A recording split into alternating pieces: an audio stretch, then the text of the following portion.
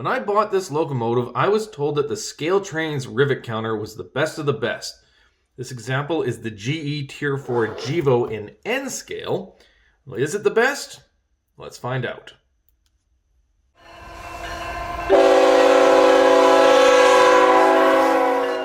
As mentioned, this is the Tier 4 GEVO in N scale.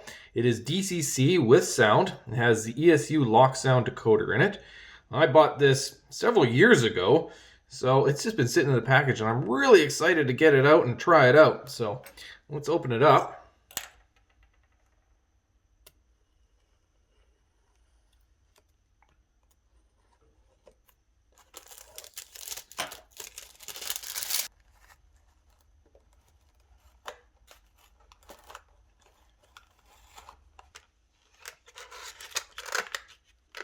I like how they package these.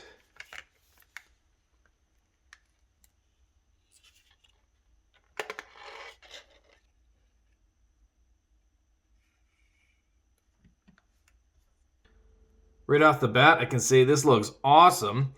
It's very big and quite heavy, a lot bigger than an SD40, for example.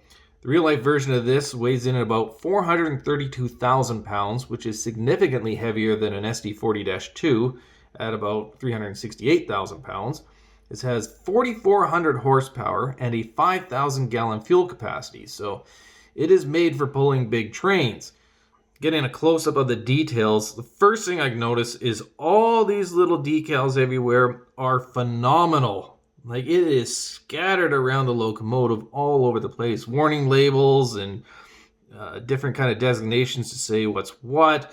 All the striping and the paint is excellent. Like, you can even see there's some different colorations in the paint right here in the fuel area. The stairs are awesome. The handrails. So, just from a painting standpoint, I'm already blown away. Look at that. There's paint around the window frames. That's awesome. The plastic moldings is superb. This might be the most detailed fuel tank I've seen. Look at the little cylinders in here. You can see the little different lines. Like I mentioned, different kind of painting and decals and whatnot around in there. The 6-axle trucks are amazing. You can see the springs and different kinds of suspension and different lines that are going there. Like, there is a tremendous amount of detail on that. I love it.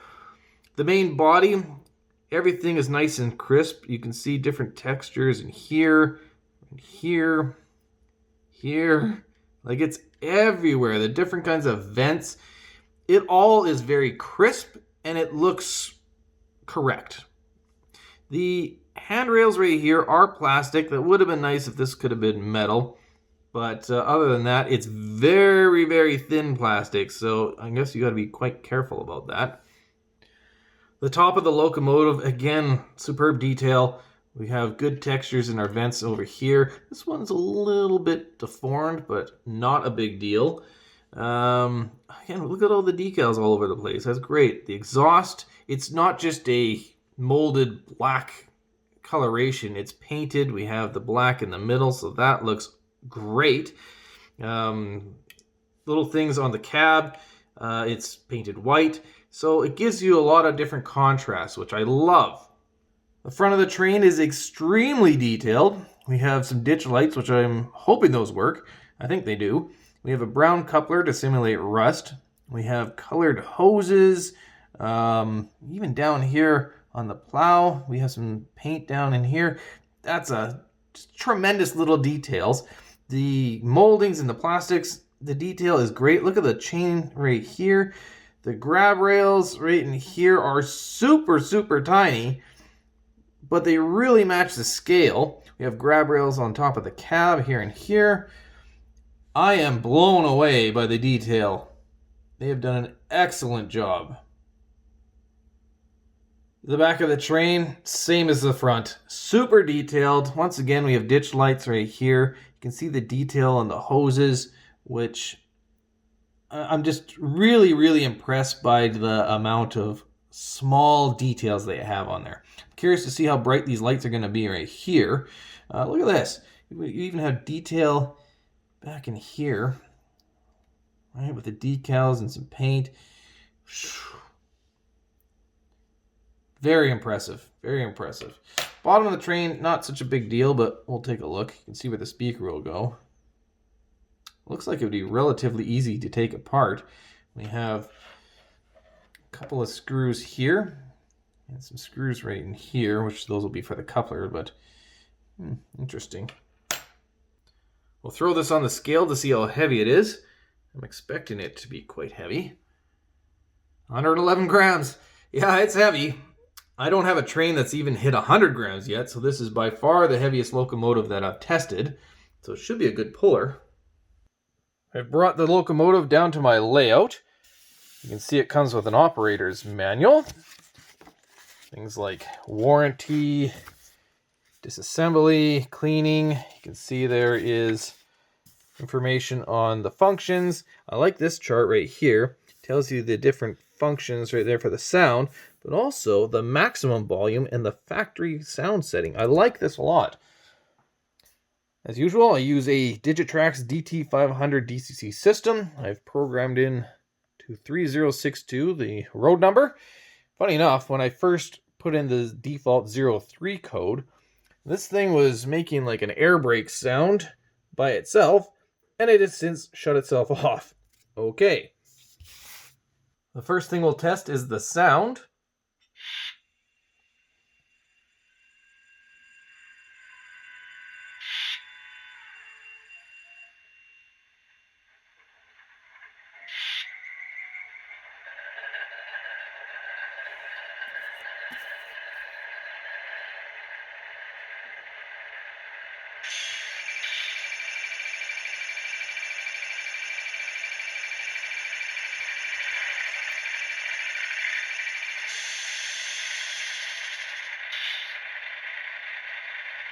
Fairly long startup, I gotta say.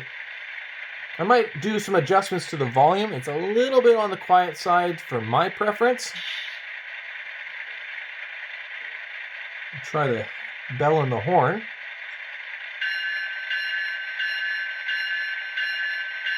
I like that one.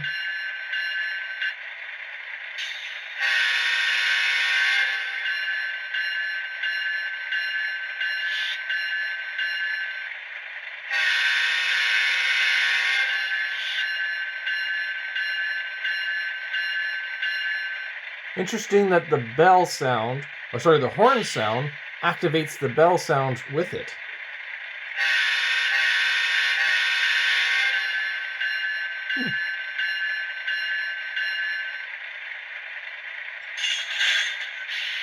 Ooh, that is a loud coupler sound.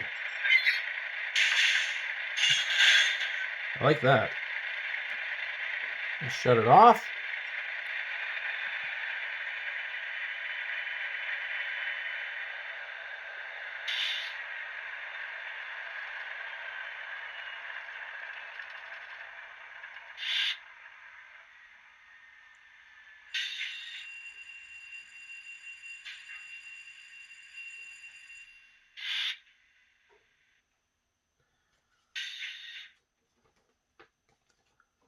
Nice long shut off as well. With the locomotive off, we'll try F11, which is the fan again. There we go.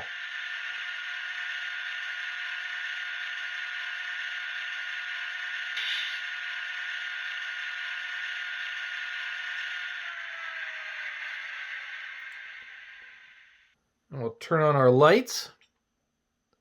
Those are pretty bright. I like that. And of course, at the back, again, pretty bright. And what I'm really curious about is the ditch lights. F6. Yes! Which, of course, work on the back as well. I like ditch lights. I noticed the road number lights on the top turn on as soon as you put power to the track, so I don't know if there's a way to turn those on and off, but they look good. All right, shall we see how this thing moves? We'll start with speed setting 1.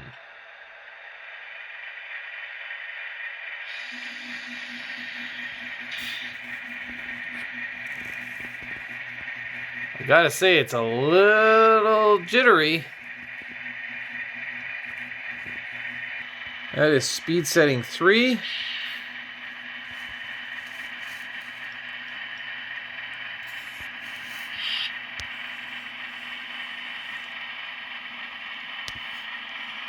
We'll see if that juddering is just as bad in reverse.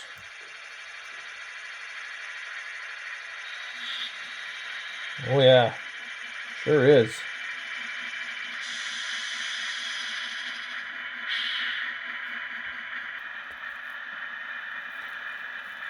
Seems you gotta be at least speed setting 3 to start to smooth out. We'll see how it handles some turnouts. Speed setting 3.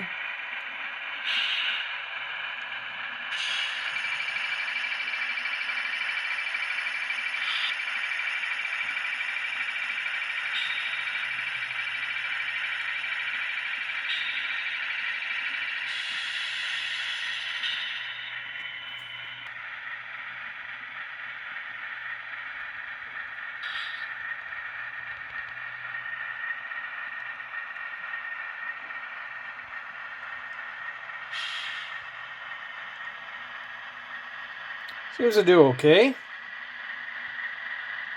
We'll see what kind of ramp up sound and high speed sounds we have.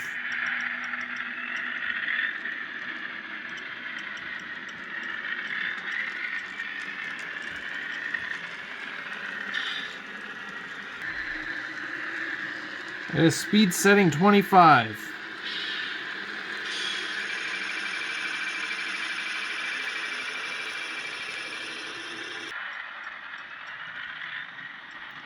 I gotta say that ramp up sound is a bit soft. It's a little quiet. Even the high speed sound, I feel like you can hear the motor and the electronics more than you can hear the sound.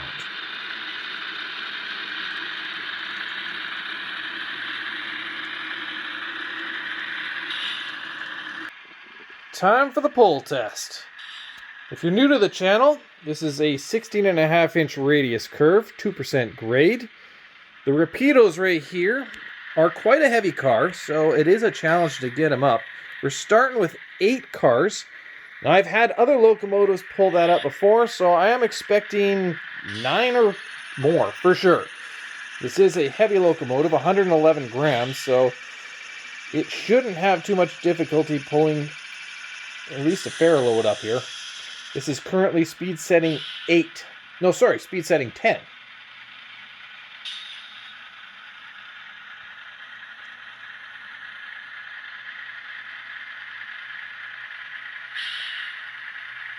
And as I expected, this wasn't too difficult.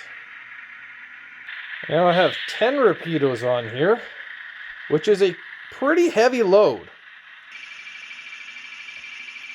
Dare I say, it's pulling it up pretty easily.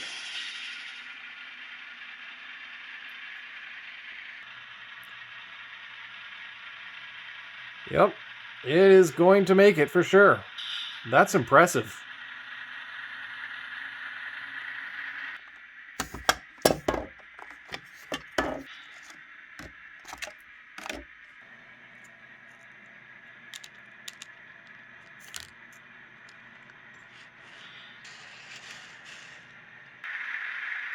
I have the full load of Rapidos, 12 cars. I have never attempted this before. We'll see how we do. Ooh, I think it might be slipping a little bit.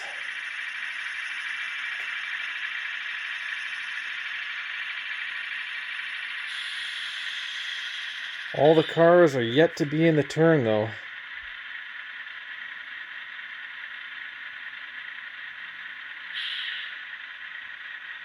They're all on there now, and it's still trucking. Come on.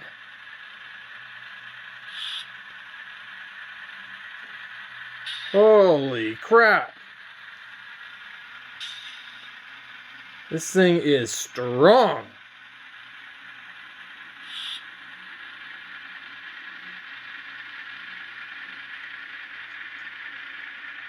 Whoa. Come on. It made it. Holy cow! That is very impressive for a single engine. I tagged on a boxcar, speed setting 14 to give it a better chance.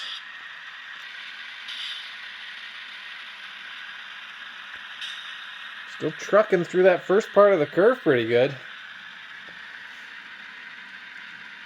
But it is slowing down.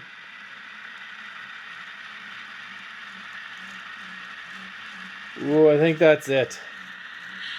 You can see how far we got. Still, I am mighty impressed.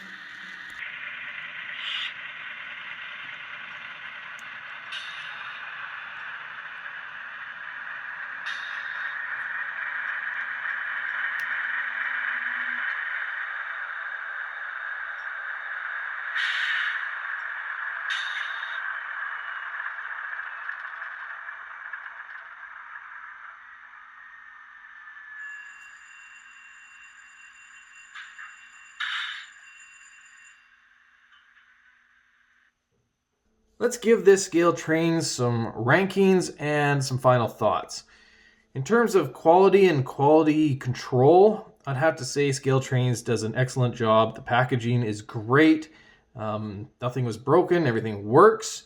There's only a couple of minor little ripples maybe in the vents up here. The fact that the railings right here are plastic. So some really minor things. So I'm going to give it a 9.5 out of 10. For detail, we'll just look at it. It is pretty hard to beat. Everything on every angle, the back, the sides, the front, the top, it's all exceptional. And yeah, I imagine there are some custom things that people could do to make it just a smidge better. You know, maybe some metal vents or whatever here and there. But out of the box, you can't expect much more. So I'm going to give it a 9.5 plus. The sound, I would say that's the biggest drawback of the locomotive. Not that it's bad or disappointing. Obviously, it's very subjective. But I would say there's a couple things that maybe could be a little bit better. The ramp up as the RPMs increase, as the speed increases, it's pretty flat. The volume doesn't change, and just the sound of the, I guess that transition, just, it could be better. And this motor inside of this, the electrical motor, is actually quite loud. It kind of reminds me of the old DC engines from the 80s. When you throw electricity to it, you can hear that amperage. You can hear that sound. And sometimes you can hear that over the sound files of the locomotive. And when you're cruising around, that's not something you really want to hear. I also feel the sound file in general, it doesn't have enough of that turbo or the turbine kind of sound. To be honest, it kind of sounds a little bit like a furnace. And it just feels like it's missing a little bit from the real prototypical locomotive. And again, it's subjective and it's not bad, but it's something that I would say could be a little bit better. So I'm going to give this an 8 out of 10. For performance, I expected this to be a good puller, and at 111 grams, sure enough it was. It pulls like a freight train. What can you say? It's really good. It's the only locomotive that has pulled the full 12 load of Rapido cars, so very impressed by that. Though there is that slow speed issue. At speed setting 1 and 2, it's very, very stuttery or jittery, and it's not good. And sure, this is more of a mainline locomotive, but it's something that is there, and I prefer it to be better than that. So that's the only thing in terms of, issues, I guess you could say. It goes through curves and turnouts very good. I had no problems whatsoever. And when you factor in that this is a mainline, long trains, going around the loop kind of locomotive, it does all that exceptionally well. So I'm going to give it a 9.5 out of 10. When I bought this locomotive in 2018, they told me that the Scaletrains Rivet counter was the best locomotive you can buy. And they might be right. It does everything well. It looks fantastic. It sounds good. The quality is there. I am supremely happy. It is the best locomotive I have in my fleet, for sure. And so when you give it an overall score, I gotta say an easy 9, but maybe 9.5 out of 10. It is that good. And fortunately for me, I have 2 of them. And I will be running both of these together at some point, so make sure you subscribe for that. And if you like this video, be sure to hit the thumbs up, leave a comment, and thanks for watching.